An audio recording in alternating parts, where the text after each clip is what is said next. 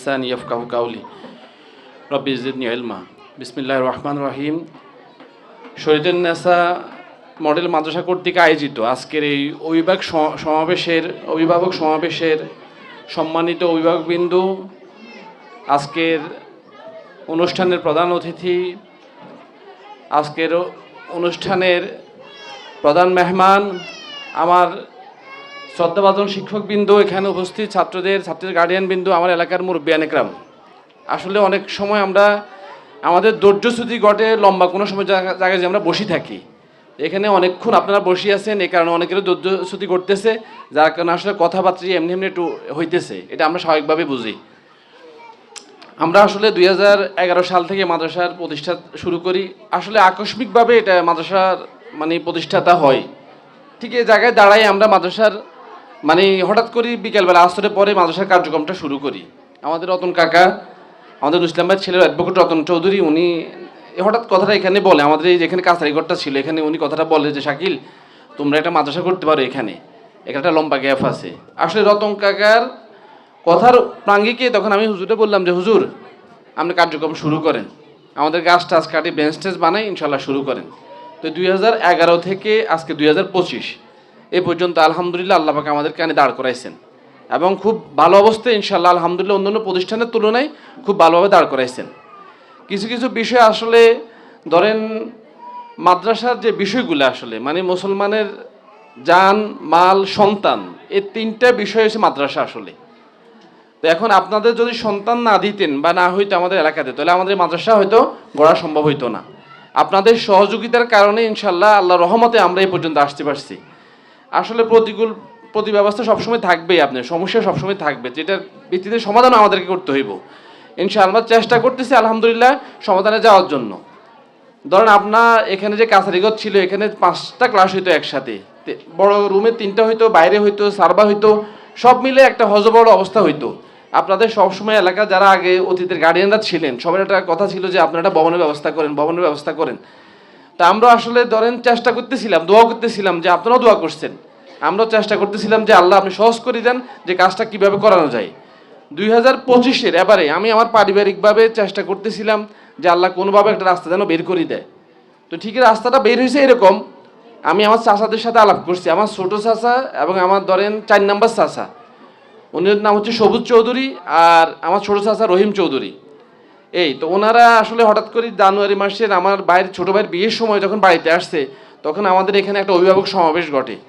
জানুয়ারি মাসের মনে হয় 7 তারিখ হইব, হ্যাঁ জি সাংস্কৃতিক অনুষ্ঠান ছিল, সরি অভিভাবক সমাবেশ না।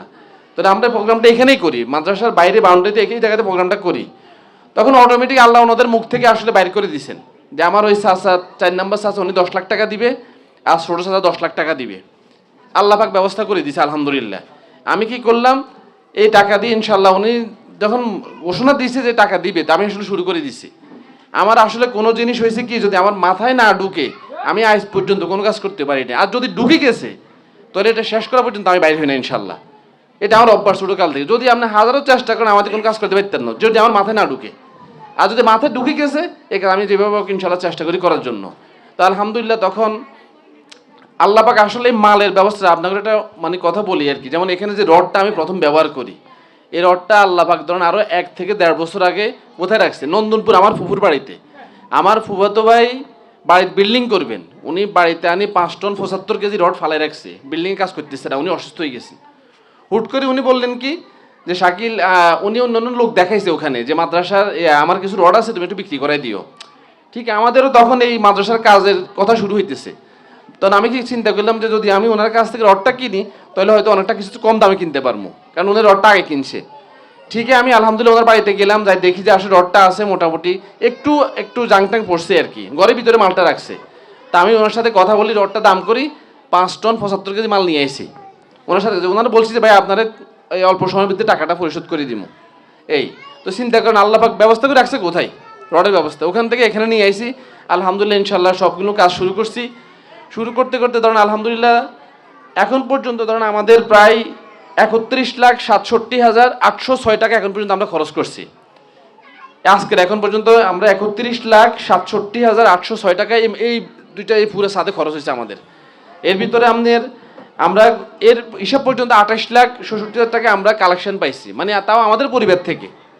এটা আমাদের পরিবার থেকে। আমার অন্য চাচা 1 লাখ টাকা দিয়েছে, আমার মানে কাকারা যারা আবার চাচতো ভাই জারতো ভাই আছে, মামতো ভাই আছে, ওনারাও আমেরিকা থেকে অনেক টাকা দিয়েছে। আমার ফুফাতো ভাই আক্তার ভাই, আসলে যার কথা বললে বিশেষ করে না বললে নয়, উনি এই গতকালকে পরশু উনি এই 70,000 টাকা পাঠিয়েছে আমেরিকা থেকে আমার কাছে। আমি সিলেকশনের টাকা বাকি ছিল, 12 টাকা বাকি ছিল, এগুলো পরিশোধ করে দিলাম ওদেরকে। এই আর কিছু টাকা বাকি আছে আমার ফুফাতো ভাই মাসুদ ভাই, ওনার মাধ্যমে আমি ইট নিয়েছিলাম লাস্টে সাথ দেওয়ার জন্য। এই ইটের টাকাটা আর আমার দোকানে সিমেন্টের টাকাটা বাকি আছে। এই 2টা টাকা এখন আমাদের ভিতরে বাকি আছে, এগুলো আমরা ইনশাল্লাহ আস্তে আস্তে পরিশোধ করার চেষ্টা করব।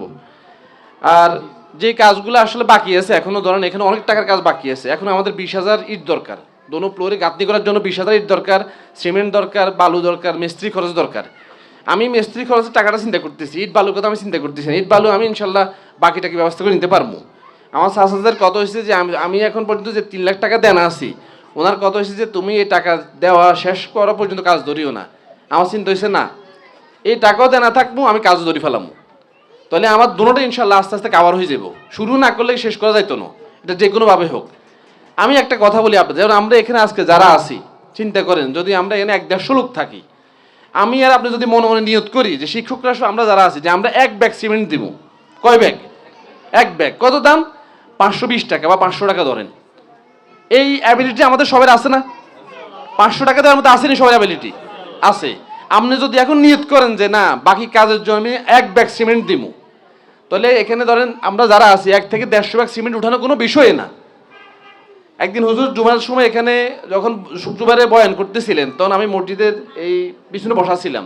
তো আমার পাশে এখানে বুট্টু আছে না, নাম বুট্টু, বুট্টু আমার পাশে দিয়ে বসা আছিল। হুজুর কইছে যে আমরা যে যা পারেন সহযোগিতা করিয়েন। তো হুট করে হে বলতেছে ভাই আমি 1 ব্যাগ সিমেন্ট দিলাম, দিছি কিনা আমি জানি না, তবে আমার মানে হুজুরের বয়ানের পরে সে মুখ দিয়ে বলি ফেলেছে যে ভাই আমি 1 ব্যাগ সিমেন্ট দিব, আমি পাশে ছিলাম। কিন্তু ধরেন সে বলছে, এখন আপনারাও ইনশাল্লাহ সবাই নিয়ত করেন যে না আমরা এখানে কিছু না কিছু হলো শরীক হমু। সেটা কিসের জন্য? আখেরাতের জন্য। এই 510 টাকা বা 520 টাকা এটা আপনার আখেরাতে কিয়ামত পর্যন্ত সদকা জারি হিসেবে দাঁড়িয়ে থাকবে। তাহলে এটা হইলো কি, আমরা শুরু করছি, আর এখানে শেষ করবো কিভাবে? আমরা সবাই মিলেই শেষ করবো। কারণ প্রত্যেকটা, আমার বাইরে যে কথাটা একটু আগে বলছেন যে শুরু আসলে একজনই করে, শেষটা সবারই করতে হয়। কথা বুঝেন নাই? বাচ্চা হইলে মা কি পালেনি, দাদি রাখে, বাবা রাখে, চাচা রাখে, ফুফুরা রাখে, সবাই রাখে। একার পক্ষে কি মার পক্ষে বাবার পক্ষে সম্ভব বাচ্চা পালন করা সম্ভব নেই? সম্ভব না। অথবা আমরা শুরু করছি, শেষটা আমরা সবাই মিলে ইনশাল্লাহ একসাথে করবো। আর যদি আমরা দান, ধরেন আমার অ্যাবিলিটি নাই, ধরেন আমার পক্ষে দান করা সম্ভব না, কিন্তু দেখা যায় আমার খালা আছে, চাচা আছে, ভাই আছে, বোন আছে, ওদের আর্থিক অবস্থা ভালো, আপনি দাওয়াতটা তাদের কাছে দেন যে এরা আমাদের এলাকাটা মাদ্রাসা আছে, কাজ চলতেছে, তোরা তো বিভিন্ন জায়গায় দান টান করো, যদি পারো সেখানে একটু শরিক হইস। আপনার এই একটা কথা কিন্তু অনেক বিষয়। আমি আমেরিকাতে আমার বাইরা চাচারা অনেকটাই ফোন দিছি, ফোন দেওয়ার পরে কেউ 30,000, কেউ 35,000, কেউ $100, কেউ $200 এভাবে টাকাটা দিছে। আমি দেখছি আসলে লোকালের বরকতের চেয়ে আমেরিকা যে টাকাটা ওনারা হয়েছে আমাদের 1 টাকা, আর ওনাদের হয়েছে 120 টাকা। আঙ্গ বাংলাদেশে 1 টাকা, আমেরিকান হচ্ছে ধরুন 120 টাকা বা 25 টাকা বা আরও বেশি দাম ওঠানামা করে। তাহলে ওই টাকাটার কারণে আমাদের আসলে বরকত হয়ে গেছে। কথা বুঝছেন নি? এখন সবচেয়ে বড় কথা হচ্ছে যদি এটাও না পারেন, তাহলে প্রত্যেকে তো আমরা 5 ওয়াক্ত নামাজ পড়ি বা চেষ্টা করি পড়ার জন্য, অন্তত দোয়াতে আমাদেরকে শরীর রাখবেন, দোয়াতে শরীর রাখবেন। দোয়াটা কি করবেন? যে আল্লাহ মাদ্রাসার যে বাকি কাজগুলো আছে সেগুলো আপনি সম্পূর্ণ করে দেন, আপনার কুদরতি খাজানাটাকে সম্পূর্ণ করে দেন। আল্লাহ কার টাকা কার দান আমাদের মাদ্রাসায় রাখছে আমরা কেউ জানি না, আল্লাহ পাকে ভালো জানেন, গায়েবের মালিক আল্লাহ। আপনারা সবাই অন্তত দোয়াতে আমাদেরকে শরীক করবেন। আর যে বিষয়গুলো আসলে আমাদের সামনে আসছে, যেমন আমি একটু ব্যক্তিগতভাবে আসলে মাদ্রাসার যারা দায়িত্বশীল আছেন আমার বাইরেও, আমি একটু ক্ষমা চেয়ে নিচ্ছি, এই কারণে আসলে আমি সময় দিতে পারি না। আমার আসলে নিজের ব্যস্ততার কারণে যে পরিমাণ সময় এখানে দেওয়া দরকার আমি টোটালি পারি না। হয়তো এই সময়টা আমাদের শিক্ষক, প্রধান শিক্ষক, কাদের হুজুর, শিক্ষকদের উপরে জিনিসটা একটু চাপ পড়ে যায়। তো আমার আসলে ওনারা যখন বাড়ি কোনো কাজ আসে তখন আমার হুজুরে বলে যে ভাই আজকের এই এই এই কাজ করতেছি, এখানে এইভাবে লাগে, তখন আমি চেষ্টা করি ওই কাজগুলো আসলে যতটুকু পারি সমাধান করার জন্য। যেমন প্রত্যেক বছর আমরা 1 থেকে 1.5 লাখ টাকা একটা ভর্তুকি দিই। যে ভর্তুকিটা দেওয়ার কারণটা কি, আসলে এখানে আমাদের যে এলাকা বা যে গ্রামের যে পরিবেশ, আমরা সবাই আসলে ওইভাবে সচ্ছল না। আমরা নিজেরা পরিশ্রম করে কাজ করি, নিজেরা পরিশ্রম করে খাই, এরপরে ধরেন বাচ্চাদেরকে পড়ালেখা, নিজের আনুষঙ্গিক অন্যান্য বিষয়গুলো আছে, শিক্ষা, চিকিৎসা, সব মিলে ধরেন একটা চাপের মধ্যে আমরা সবগুলো ফ্যামিলি থাকি। সবাই আমরা কিন্তু আসলে ওইভাবে সচ্ছল না। আমার পরিমাণে আমার অভাব, আপনার পরিমাণে আপনার অভাব, এর ভিতরে ধরেন আমাদের হাওলাত বরাত এমনি এমনি সামাজিকতা সবগুলো মেনটেন করতে হয়। তাহলে আমরা বাইরে কথাটা বলছি একটু আগে যে মাসিক যে বেতনটা আছে 150 টাকা বা 200 টাকা, চেষ্টা করি অন্তত এই বেতনটা অন্তত ঠিক মতো দেওয়ার জন্য। তাহলে হইলো কি, ধরেন পুরুষ মানুষের হয়েছে কি, পকেটে যখন টাকা থাকে তোমার ওনার মন মানসিকতা ভালো থাকে, এটাই নিয়ম। পুরুষের পকেটে টাকা নাই, পুরুষের মন, যদি আপনি ভালো কথা কইছেন পুরুষ আপনার লোকে খ্যাটখ্যাটে কথা বলবো করে, এটাই স্বাভাবিক নিয়ম। আর যখন টাকা থাকে তখন দেখেন পুরুষের মন মানসিকতা ভালো থাকে। বলে কথা কেন বলছেন, এ কথা বলছি এই কারণে, যেমন শিক্ষকদের পকেটে যখন টাকাটা থাকবো, হাদিয়াতে বেতনটা থাকবো, তখন ওনাদের পড়াইতে উৎসাহ লাগবে যে না আমার মাস শেষে বেতনটা আমার পকেটে আসে। স্বাভাবিক বিষয়। ওনারা হয়তো এর চেয়ে ভালো কোনো জায়গায় প্রতিষ্ঠানে কাজ করতে পারবেন, হয়তো দিনের কারণে আল্লাহর কারণে আমাদের এখানে এখন আল্লাহ পাক রাখছেন। আমরা দোয়া করি আল্লাহ পাক ওনাদের যেন যে সমস্যাগুলো আছে এগুলো যেন সুস্থভাবে সমাধান করে দেয়। আর আরেকটা বিষয় হচ্ছে বসার স্থান। বসার যে বিষয়টা আছে, আসলে দেখেন এখন তো আমরা ধরেন কাজ একটা পর্যায়ে আছি, আমাদের এটা কিন্তু প্ল্যান আছে যে গার্ডিয়ানদের জন্য একটা বসার ব্যবস্থা, বাচ্চাদের জন্য এখানে একটা খেলনার অথবা দোলনার একটা ব্যবস্থা করা, ওখানে ওই পুকুর ঘাটের এখান দিয়ে বসার একটা ব্যবস্থা। আমি হুজুরে অনেক আগে বলছি যে হুজুর মডেল কাছে এখানে আমার খেয়াল একটা চারিকোনা বসার ব্যবস্থা করবো, এই খেয়ালটা আমাদের ইনশাল্লাহ আছে। আর বাইরে যে কথাটা বলছেন, হয়তো যদি দেখি আমি সময় মতো সুযোগ করে পারি, পরামর্শ করে যদি হেফজোখানার উপরে বসার কোনো ব্যবস্থা করা যায়, সার্ভা করি, তাহলে হয়তো ওখানে করিয়ে দিব। কারণ এখানে এই মুহূর্তে সম্ভব না, এখানে আমাদের ধরেন এই মানে প্রধান এই শিক্ষকদের ক্লাসটা এখানে এই মুহূর্তে আনা সম্ভব না। মাত্র 6টা রুম হইব, 1টা 2টা 3টা আর সাথে 3টে। আমি চেষ্টা করতেছি ধরেন উপরে করা যায়, তাহলে আরেকটা 2 এম বাড়ানি করানোর জন্য আগে এই কাজগুলো আমি শেষ করবো, তারপর যদি সার্ভা দিয়ে হয় তাহলে আমি উপরে করবো। কারণ আমাদের এই বিল্ডিংটার ফাউন্ডেশন হচ্ছে 5-4 তলা, 5 তলা না 4 তলা ফাউন্ডেশন। আমার চাচারা প্রথমে আমার কইছে যে তুমি কাজ বেশি বড় করিও না, 3 তলা ফাউন্ডেশন নিবে। আমি কি করছি, ইঞ্জিনিয়ারের সাথে কথা বলি, আমি 4 তলা ফাউন্ডেশন দিচ্ছি। আমি দেখছি যে না এটা হইব না, তাহলে 4-6 3-6 কত 18টা ক্লাস আমাদের হইব, নাহলে কিন্তু 12টা ক্লাস, সরি 12টা ক্লাস আমাদের হইব, নাহলে কিন্তু আসলে মিলান যায় না। যাই হোক আমরা চেষ্টা করবো ইনশাল্লাহ যত দ্রুত পারি হয়তো আপনাদের এখন বর্ষাটা ব্যবস্থা করে, কারণ বর্ষাকালে একটু সমস্যা হয়ে যায়। এখন তো শীতকাল আছে, হয়তো গাটলায় টাটায় যেখানে একটু বসে কষ্ট করবেন বা গাছের ওখানে বসার ইয়ে আছে, তারপর আমি চেষ্টা করবো যে নির্দিষ্ট কোনো একটা জায়গার মধ্যে বসানোর জন্য, বসার ব্যবস্থা করার জন্য। আর হচ্ছে আপনার ধরেন অভিযোগ বাক্স। আমি অভিযোগ বলতে এই যে গার্ডিয়ানরা আপনারা একটু আগে আপনাদেরকে বলা হয়েছে যে আপনারা আপনাদের পরামর্শ দেন, তো অনেকে আমি বুঝলাম যে এখানে আসলে অনেকে কথা বলার মন থেকে ইচ্ছে আছে, কিন্তু হয়তো মাইকের সামনে আসি কথা বলেন না। এটা আমরাও আর পারিনি, আমরা কি সচরাচর মাইকের সামনে কথা বলিনি, সবার পক্ষে কিন্তু আসলে মাইকের সামনে আসি কথা বলা সম্ভব না। এই কারণে আমরা অন্তত বাচ্চাদেরকে দিয়ে হোক, তারপর নিজেরা পারেন লেখি আপনারা একটা পরামর্শ দিবেন, একটা ছোটো কার্ডের মধ্যে লিখে দিবেন যে আমাদের এই যে সমস্যাগুলো আছে আপনারা এইগুলি সমস্যার সমাধান করেন। আমি কাদের হুজুরকে বলবো যেন একটা অভিযোগ বক্স অথবা প্রধান শিক্ষক একটা অভিযোগ বক্স রাখবেন, মাদ্রাসার অফিস রুমের সামনে একটা অভিযোগ বক্স রাখবেন, আপনারা আপনাদের অভিযোগগুলা ওখানে আপনারা এখানে রাখবেন, তাহলে হয়তো ওখান থেকে পরামর্শ মানে এগুলা এই সমাধান করার জন্য আমি ইনশাল্লাহ চেষ্টা করবো। আর বেতন বৃদ্ধি, আসলে হুজুরা যে কথাটা বলছেন, এটা যে বেতন আমরা আসলে ওনারকে দিই মাদ্রাসা থেকে, এটা আসলে কোনো বেতনের পর্যায়ে পড়ে না। এটা বর্তমানে ধরেন যদি একটা কেউ আমরা 1-2 কেজি ইলিশ মাছ কিনি, তাহলে ইলিশ মাছের বেতনও ওনারা পায় না। 1-2 কেজি মাছের টাকাটা হয় না, 2,500 টাকা এই যে কেজি গেছে ইলিশ মাছের কেজি, এটা আমাদের সবার পক্ষে কিনা সম্ভবও হয় নাই। 2,200 টাকা 2,300 টাকা 2,000 টাকা ইলিশ মাছের কেজি, এটা কি সম্ভব নাকি সবার পক্ষে খাওয়া? তাহলে আমি হিসাব করলাম যে ওনাদের 2টা ইলিশ মাছ কেজির দামও আমরা ওনাদেরকে হাদিয়ে দিই না। তাহলে আমরা অন্তত ওনারা হয়তো এটার বাইরেও আলাদা কোনো প্রতিষ্ঠানের মাদ্রাসায় আছে, মসজিদে আছে, ব্যবসার জন্য আছে, যার কারণে হয়তো ওনাদেরকে পুষিয়ে আসে নলে এই হাদিয়ে দিয়ে আসলে কারো পক্ষে চলা সম্ভব না। আমরা চেষ্টা করবো ইনশাল্লাহ, পরামর্শ করি, বসি, দেখি আমাদের কিভাবে এটা আরেকটু বৃদ্ধি করা যায়, ওই ব্যাপারে ইনশাল্লাহ আমরা চেষ্টা করবো। আর একটা বিষয় আমি আসলে এই প্রত্যেক ছাত্রছাত্রী ধরেন সমান হওয়া, যেমন আমাদের শিক্ষক একটু আগে সহকারী শিক্ষক উনি বললেন যে আমাদের অমুক ক্লাসের অমুক ছাত্রী এখানে আসি দাঁড়াই কথা বলছে বা এটা বলছে, আমি ওনাদের কাছে আমার পরামর্শ থাকবে এটাই, এই কথাটা আমার ব্রেনে কখন আসছে, আমি আমার বাচ্চা পড়ে 11 কেয়ারে, ও ক্লাস প্রথম জামাতে পড়ে। তো এখানে আমরা কি করি, ক্লাসের সবচেয়ে ভালো যে ছাত্র তারে আমরা অনেক সময় আসি এখানে দাঁড়া করাই, মানে তখন ও তার কথাটা বলে বা যে সে পারে সেটা বলে, আমি এটাতে বিশ্বাসী না। আমার কথা হচ্ছে প্রত্যেকটা ক্লাসে প্রত্যেকটা ছাত্র সমান হইতে হইব, প্রত্যেকটা ছাত্র যেন এরকম ক্ষমতা থাকে যে না প্রথম যে ছাত্রটা যে ভালো ছাত্র যে এখানে দাঁড়িয়ে কথা বলে, একদম খারাপ যে ছাত্র তারই এটা থাকতে হবে যে না আমিও যেন এখানে সে জায়গায় এখানে দাঁড়িয়ে কথা বলতে পারে।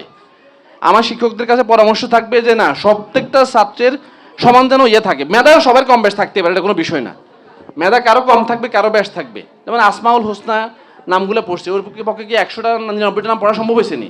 হয় না, ওই যতটুকু পারছে পড়ছে, অসুবিধা নাই। কারো যদি 10টা নাম মুখস্থ থাকে সে 10টা বলো।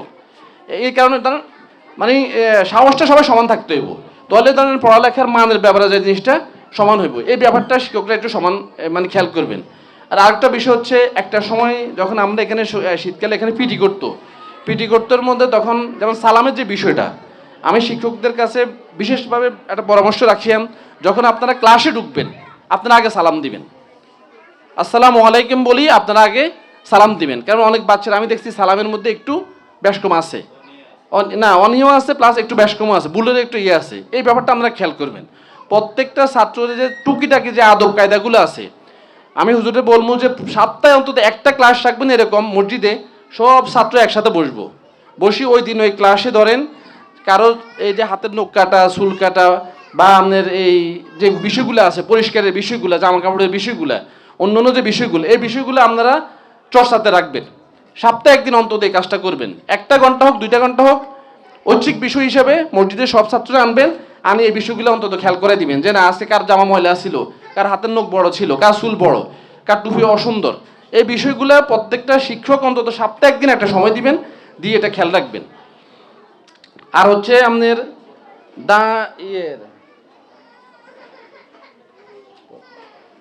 ও যে বিষয়গুলো হচ্ছে বেতনের বিষয়গুলো, যাক সবগুলো বিষয় মোটামুটি আপনার এই এখানে আমি যে বিষয়গুলো আপনারা বলছেন আমি কথা বলছি। এরপরও ধরেন আমি আপনাদের কাছে একটা বিশেষ, আমি আমার পরিবারের সবার জন্য যে আপনাদের কাছে দোয়া চাইতেছি, আপনারা দোয়া করবেন যেন ইনশাল্লাহ ওনারা, আমি সবার সাথে আলাপ করছি, আমি আমার পরিবারে যেমন আমার দাদুর নামে মাদ্রাসাটা, আমি আমার সাহাদের সাথে পরামর্শ করছি, আমি বলছি আমার দাদার ছেলে মেয়ে নাতি নাতনি যারা আছে আমি একটা লিস্ট করতেছি অলরেডি, এদের প্রত্যেককে আমি এখানে শরিক করাম। আবার সে 500 দেখ, 1000 টাকা দেখ, 1 লাখ দেখ, এটা আমি নিয়ত করছি যে আমার পরিবারের যারা আছে আমার ওদের প্রত্যেকটা আমি এখানে শরিক করাম। সে যেতেই হোক নাই না, যার ইনকাম আছে অন্তত 500 টাকা দেওয়ার মতো ক্ষমতা আছে, আমি আমার ঘরে একটা পরামর্শ করছি প্রত্যেকটা আমি চেষ্টা করবো অন্তত সে যেন আমি মাদ্রাসায় শরিক হয়। আর সবচেয়ে বড় কথা হচ্ছে কি, আসলে ভুল যদি কেউ কাউকে ধরাই না দেয় তাহলে আসলে ভুল মানে এটা মানে বলা মানে শুদ্ধ হওয়া সম্ভব হয় না। আপনারা পরামর্শ দিবেন, পড়ার ব্যাপারে পরামর্শ দিবেন, তারপরে ধরেন আপনার এই শিক্ষকদের মানে কিসে আমাদের ভুল আছে বা আমাদের একটু কমতি আছে ওই বিষয়গুলো আপনারা ধরাই দিবেন। আর সবচেয়ে বড় কথা হচ্ছে আসলে ধরেন বাচ্চাদেরকে আপনারা মানে বিভিন্ন যে বিষয়গুলো আছে, যেমন বাচ্চা বাড়িতে গেলে আপনারা সালাম দেওয়ার অভ্যাস করাইবেন, আপনি আগে সালাম দিবেন, সালামের অভ্যাসটা আপনি করাইবেন। দেখবেন আসসালামু আলাইকুম যখন বলবেন যা আপনার উপর তোমার উপর রহমত বর্ষিত হোক, বিশাল একটা ব্যাপার। দেখবেন আপনি কোনো মানুষের সাথে কথা বলেন না, দেখবেন হঠাৎ করে তারা সালাম দিন, দেখবেন সে হাসি মুখে কথা বলবেন। একটু আগে ওনারা যে বয়ানে সাদকার বিষয়টা বলছে, সাদকারের কথা আসছে, আপনি কারোর সাথে হাসি মুখে কথা বলাটাও সাদাকা। কারোর সাথে আপনার মিষ্টি একটা ব্যবহার দিয়ে হাসি দিয়েছেন, এটা আসলে সাদাকা। তো যাই হোক, কথা আসলে অনেক লম্বা হয়ে গেছে, আপনারা কষ্ট করে প্রায় 1 থেকে 2 ঘন্টা এখানে বসে আছেন, আপনারা আমাদের এই এত অনেক সময় দিয়েছেন, আপনাদের কাছে আমরা কৃতজ্ঞ। আর এখানে আমাদের যারা পরামর্শ দিয়েছেন, যারা উপস্থিত আছেন, সবাই আমাদের জন্য ইনশাআল্লাহ প্রতিষ্ঠানকে দোয়া করবেন, আল্লাহ জানে প্রতিষ্ঠানকে কামিয়াব করে।